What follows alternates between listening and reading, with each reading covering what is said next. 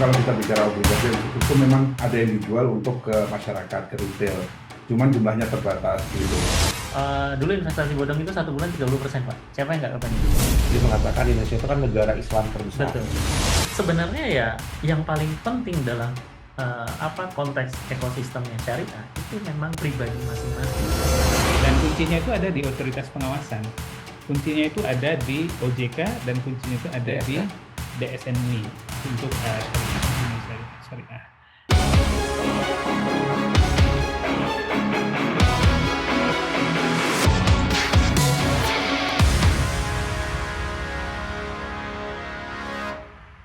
Chief Ya. Jul, ini kan dari sisi praktisi ya, pemain. Mereka bukan pemain, Pedagang. kemarin dimarahin orang, Iya, betul. don't use. Ya, kita pedagang, kita pedagang. play. Mungkin investor kalau di sana ya, kalau Iya. kami pedagang. Pedagang, Ah, gitu. Kita hindari kata pemain saham, main di mana, Pedagang. Pedagang, kita. maaf ya. Nah, ini kan Pak Adi dan Pak Andi kan memang orang-orang yang udah mengerti terliterasi dengan baik. Sustainability-nya pasti lebih tinggi. Nah, Chief Jul melihat dari sisi keahliannya Chief Jul gitu ya, terutama di sustainability. Apa yang bisa bawa orang-orang memperbanyak orang-orang seperti beliau berdua ini? Gitu. Oke, sebelum saya jawab sana, saya mau jelaskan dulu. Tadi ada pertanyaan bahwa bagaimana sih untuk mengidentifikasi investasi bodong lah ya. Ya.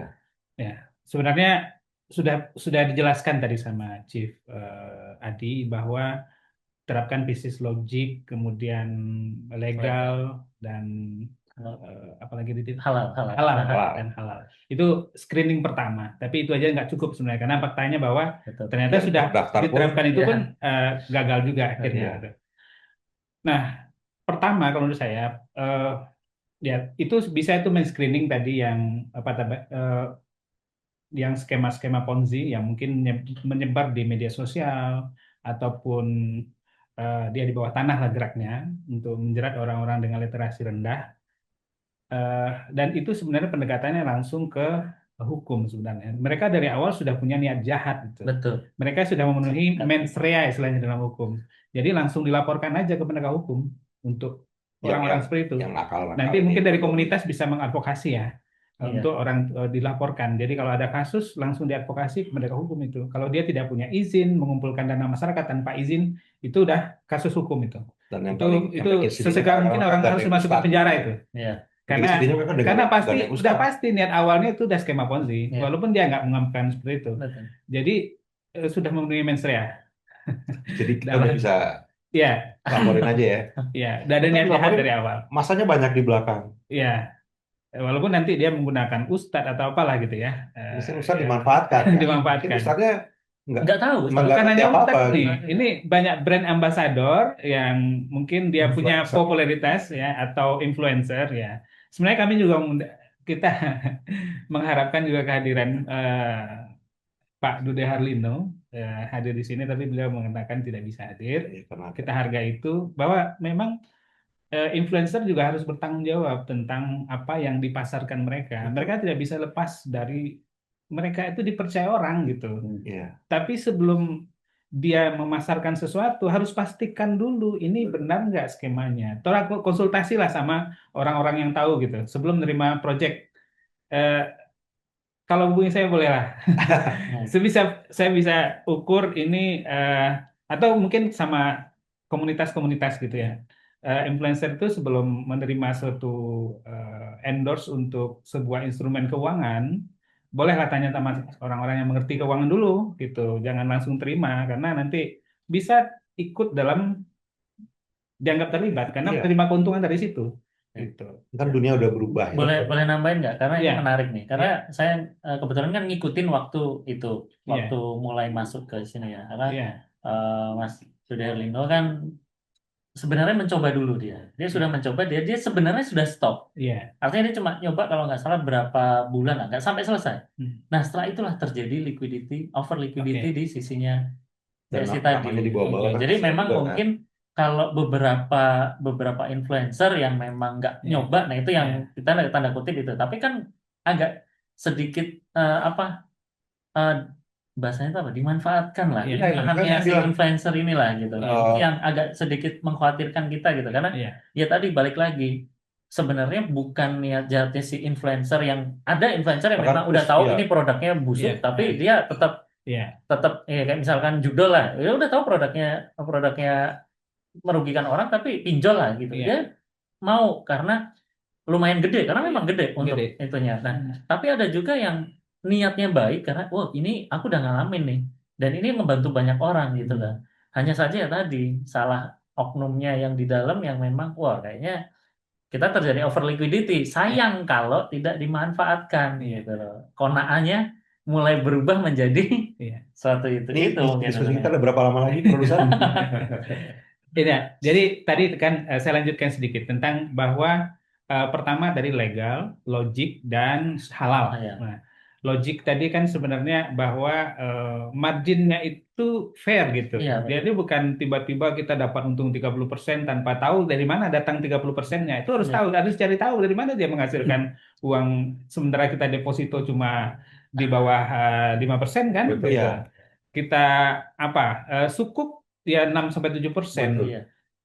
Dari mana dia menghasilkan uang sebesar itu? Iya. Jadi itu ada jadi pertanyaan. Kalau dia tidak bisa menjelaskan menghasilkan margin 30%, ya nggak usah ikuti. Itu logiknya begitu. Iya, betul. Kemudian ya artinya apa? Kalau kita menggunakan tadi halal, logik, legal, maka yang instrumen yang dijual secara tidak legal itu sudah kita bebas dari sana. Nah, tapi kalaupun itu diterapkan, kita sudah menemukan fakta bahwa ternyata masih bisa juga gagal. Nah, makanya di sana sebenarnya peran dari OJK, peran dari MUI itu sangat diharapkan, khususnya OJK ya, Ya. untuk instrumen kalau sifatnya startup kan sekarang kontrolnya ada di OJK. Artinya memang ini harus kerja berat di OJK memastikan bahwa startup ataupun apapun lah namanya tentang instrumen syariah ini betul-betul dikawal gitu. Instrumen mengawalnya apa? Ya, good governance, kemudian risk management, compliance management, serta sustainability. Ya. Ya, kebetulan saya punya rekomendasi untuk OJK.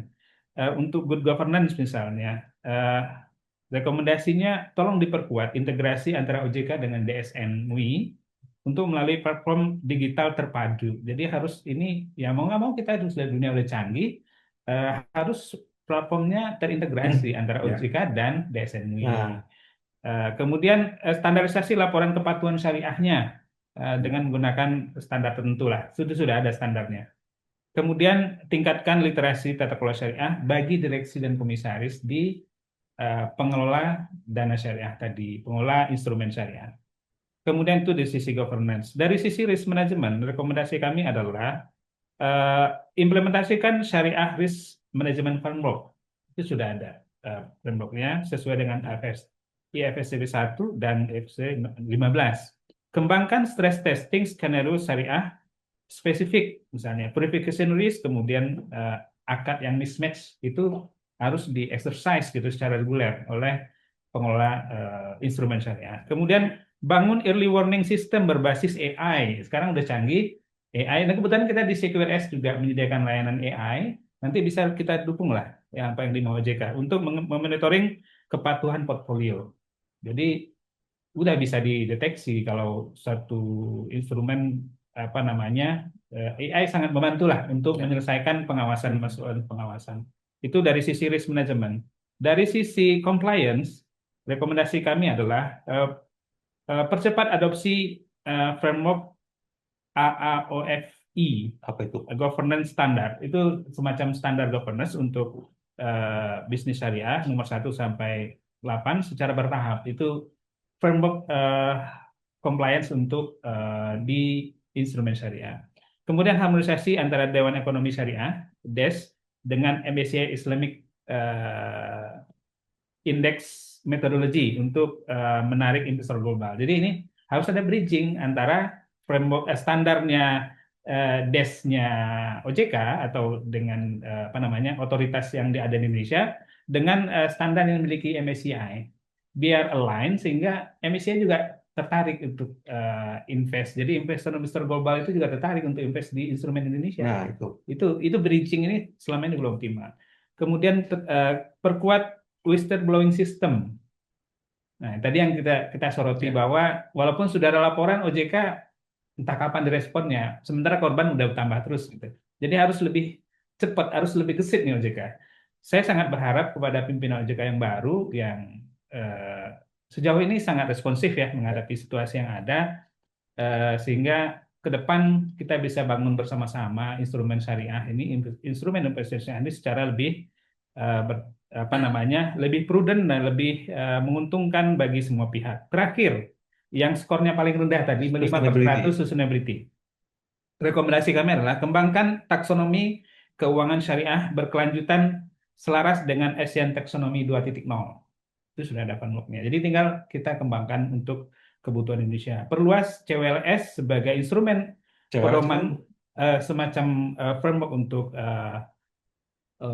investasi syariah. Kemudian sebagai instrumen pedoman SDGs berbasis filantropi di Indonesia. Jadi artinya filantropi di Indonesia itu banyak, orang Indonesia ini terkenal sebagai filantropis ya. Ya, Nah, itu sebenarnya potensi yang bisa digarap oleh ekosistem syariah supaya dia diserap di instrumen-instrumen syariah gitu. Nah, selama ini belum tergarap optimal. Kemudian terakhir, dorong mandatory disclosure bagi emiten dalam DES kategori A. Nah, sekarang disclosure-nya masih terbatas, ke depan harus secara bertahap ditingkatkan itu reportnya terkait dengan implementasi syariah di emiten-emiten yang instrumen syariah. Itu mungkin beberapa rekomendasi kami dari INCRA maupun CQRS, Center for Quality, Resilience, and Sustainability. banyakkan PR buat OJK sama MUI ya. Betul. Regulator. Regulator Regulator, ya. sangat berat tugasnya. Dan kami juga yakin dalam artian ini kita sudah melihat tren positif dalam artian bahwa pemerintah serius untuk membenahi sektor keuangan ini dengan melakukan perombakan secara struktural. Dan sejauh ini kami juga melihat OJK itu sangat melakukan langkah-langkah yang bisa meningkatkan kepercayaan investor. Mudah-mudahan ini langkah yang baik untuk kita membangun kembali di hari ulang tahun ke-15 ya. Iya, Ya. betul. 15 pasar modal Pasar modal syariah di Indonesia. Kita mulai dari syariah. Karena kita negara terbesar penduduk Umat Islam. muslimnya begitu. Jadi dan kita siap tentunya dari asosiasi dari praktisi untuk saling membangun lah di ekosistem ini sudah lebih unggul. Kita bukan hanya sebagai penonton gitu ya, kita harus jadi pemain ini. Ya. Oke. Betul. Saya ingin bertanya, closing Boleh. statement udah dekat. Kan kalau Chief Jul udah banyak ke Ya. Iya. institusi resminya lah OJK dan ini. Saya ingin ke Mas Adi. Ya. Pesannya untuk kepada umat Islam di Indonesia yang lagi tertarik syariah atau calon investor.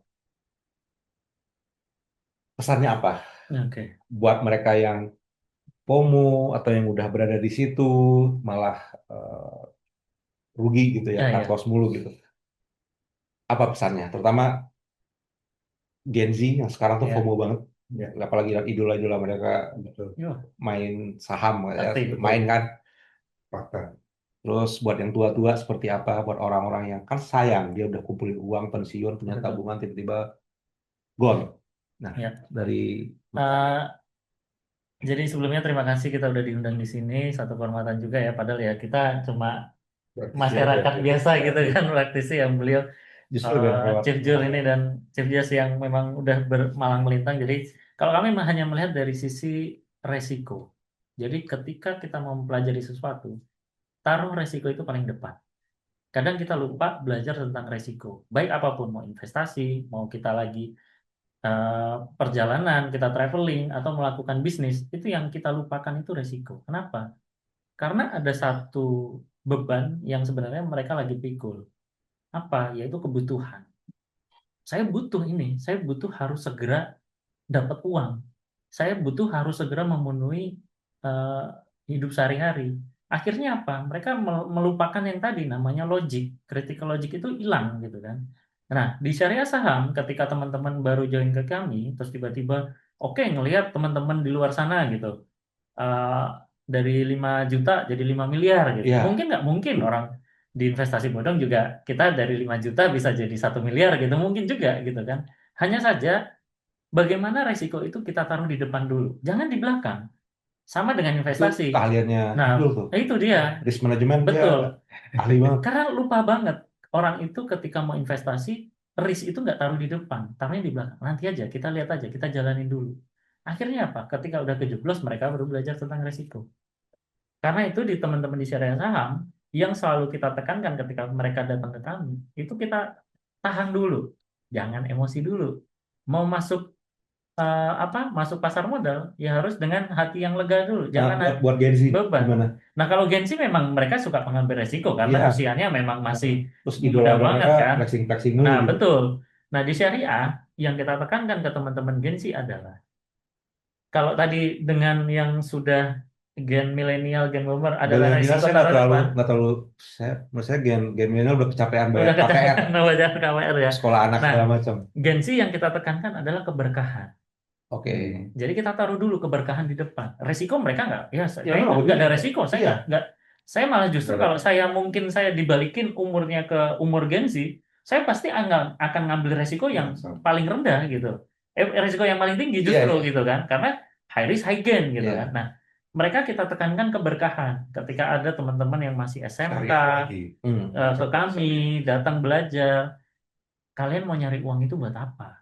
Uang kalau hilang nguap, ya itu nggak ada yang berkah. Tapi uang seberapapun kalau itu berkah, itu akan ngerasa cukup di kita.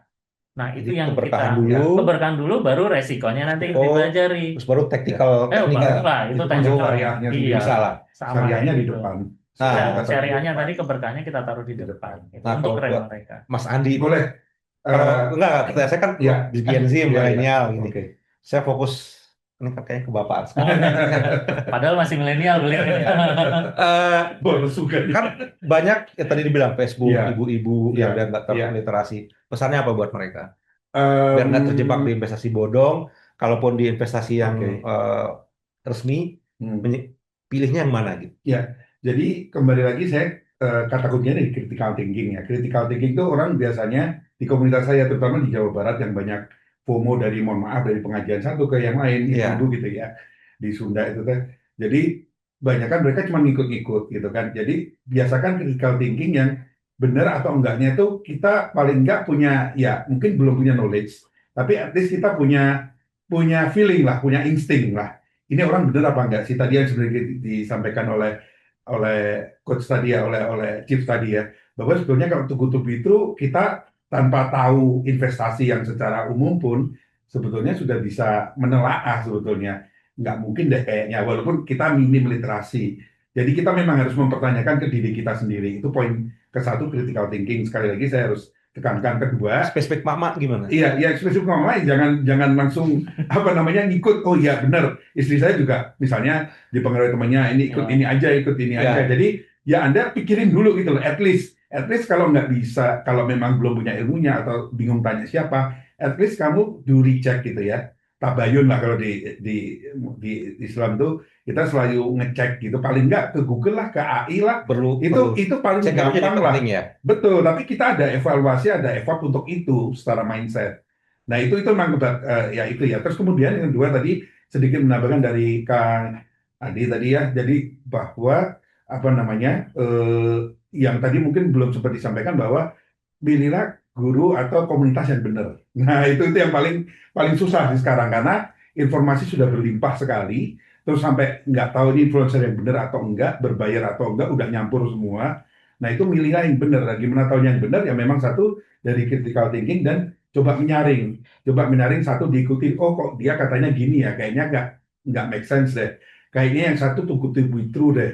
Yang satu seperti apa? Jadi itu memang filternya ada di diri kita yang memang itu jujur memang agak susah dilakukan karena memang FOMO-nya memang luar biasa tinggi.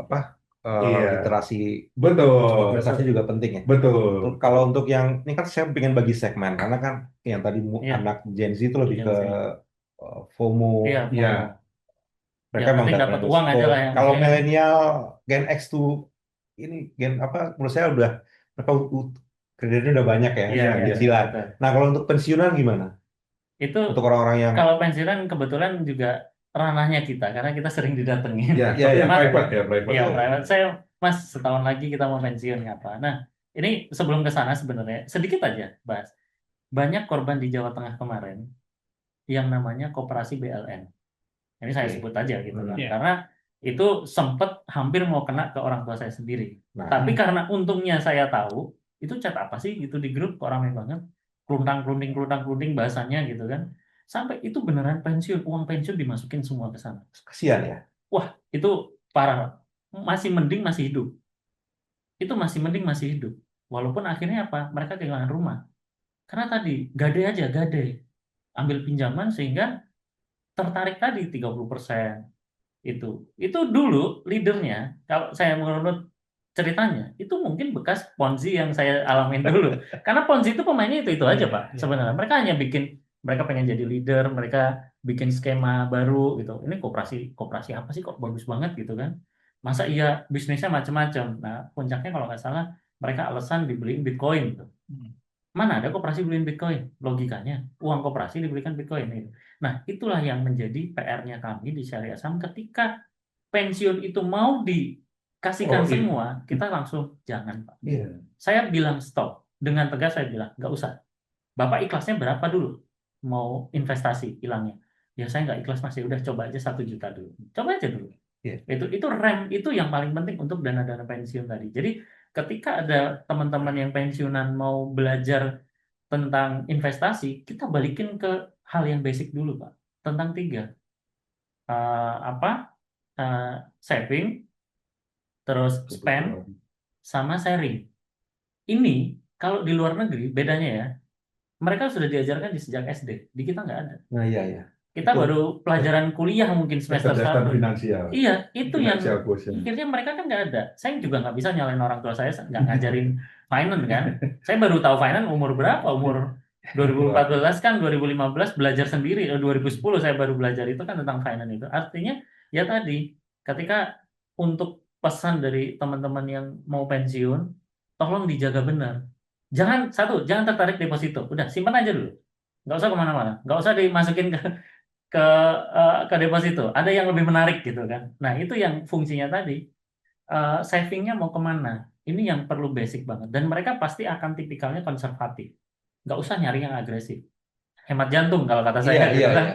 Kecuali nanti mereka sudah nyaman. Ada yang juga ya, yang belajar di teman-teman di komunitas syariah saham itu yang memang udah mau pensiun, udah bisa untuk dagang saham tadi. Nah itu yang kita bawa. Jadi untuk pensiunan pesan saya, tolong jaga benar uang pensiun terakhir ini. Gitu. Iya, karena mereka Karena kalau capek. salah, waduh, udah Iya. ngutang lagi nanti gitu kan. Jadi hati-hati gitu. Pesan saya hati-hati gitu. PR kita memang banyak Banyak, sekali. ya. Mudah-mudahan sesi ini berlanjut kita bisa ajak pihak yang Siap. tadi disinggung oleh Chief Jul, Iya. OJK, MUI, bahkan mungkin aparat hukum ya untuk yang tidak terdaftar kan lebih Iya. lebih berat lagi PR kita Banyak dan banget yang literasi adalah kunci. lagi berkembang. Tapi at least komunitas kan membantu ya Betul. dari Ya. skala kecil nanti akan membesar-besar Betul. karena banyak sekali kita ketemu orang yang udah ngumpulin uang sekian Iya. banyak, Betul. sekian lama. Dan nggak sedikit itu Pak. Ada sedikit. Iya, tiba-tiba uangnya habis, Iya. pensiun nggak apa lagi akhirnya Betul. ngerepotin keluarga yang lain. Jadi mudah-mudahan itu tidak terjadi dan ya mungkin MUI kita juga butuh masukan dari mereka gimana Betul.